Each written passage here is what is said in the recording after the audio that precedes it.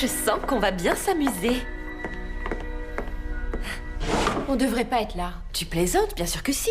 Tu vas pas me faire croire que t'as jamais eu envie de venir fouiller. Il porte des boxers. Ça change drôlement des années 20.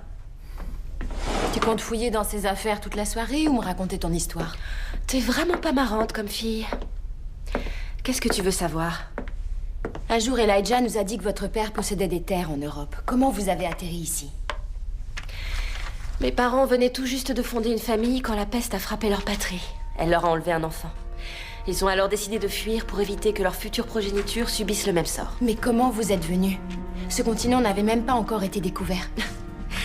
Par aucun personnage de vos bouquins d'histoire. Mais ma mère connaissait la sorcière Ayana, à qui les esprits avaient parlé d'une terre mystique où tout le monde était en bonne santé. Et où tous avaient reçu les dons de rapidité et de force. C'est ce qui a conduit ma famille ici, où elle s'est intégrée à cette population.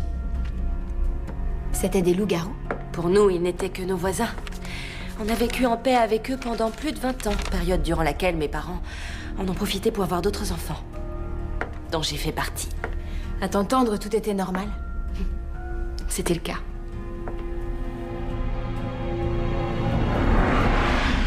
Une fois par mois, on se réfugiait dans les grottes situées sous le village. Les loups hurlaient toute la nuit. Et au petit matin, on retournait chez nous. C'est bon, je vais nourrir les bêtes.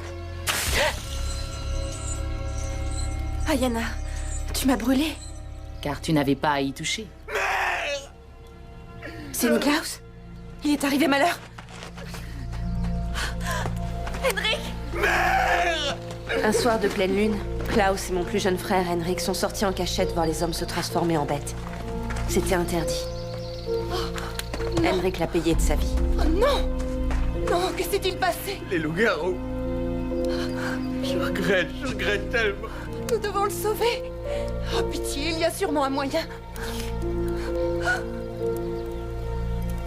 Les esprits ne le permettront pas, Esther. Ton fils est parti. Non! Non! Après ça, la paix avec nos voisins n'a plus été qu'un lointain souvenir.